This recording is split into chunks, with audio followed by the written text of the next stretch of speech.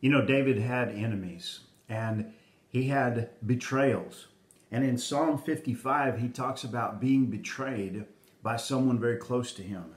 He says, "For it was not an enemy that reproached me, then I could have borne it. Neither was it he that hated me, that did magnify himself against me. Then I would have hid myself from him.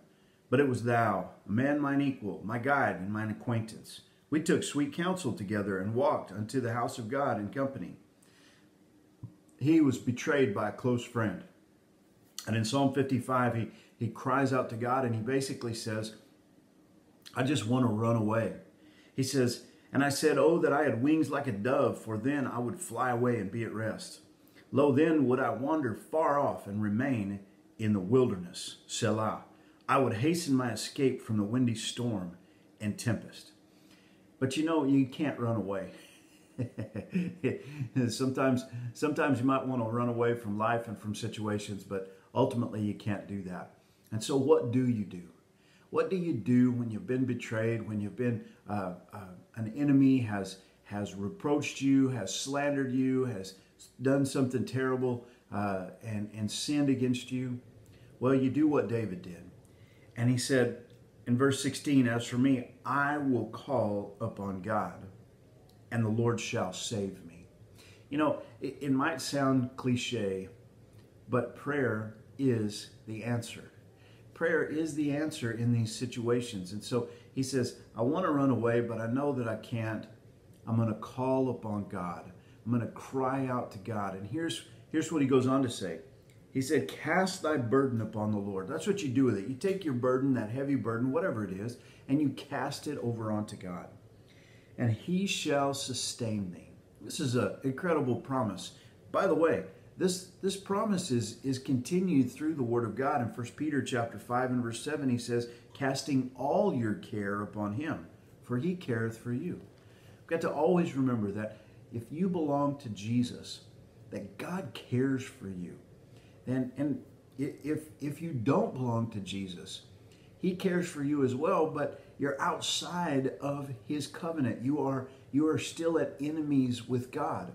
But you know what? When a person who doesn't belong to Jesus, who doesn't know Jesus, begins to cry out to God, what they're going to find is that God is pursuing them. And they're going to find out that he cares for them, that he wants them to be saved. And it's going to draw them into a relationship. So it doesn't matter who you are. If you will cry out to God and seek for him, well, you'll find him. And he says, "Cast thy burden upon the Lord, and he shall sustain thee. He shall never suffer the righteous to be moved." Every now and then in your house, you need to rearrange the furniture.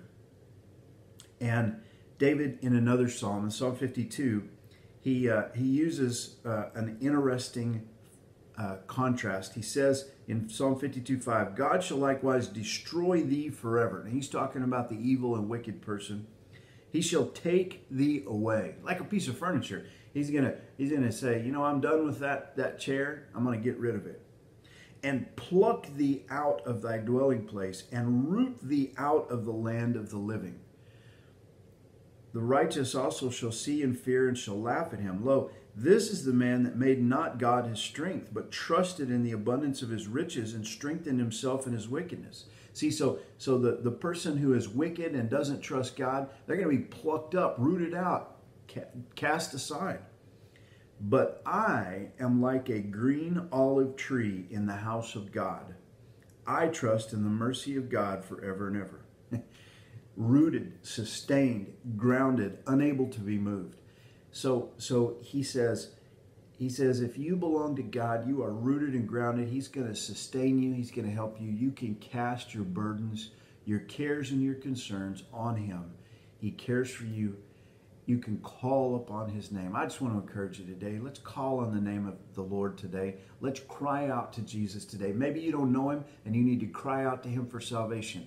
Maybe you do know him and you need to cry out to him for deliverance and wisdom and help and strength right now in whatever it is you're going through. God bless you. Have a great day.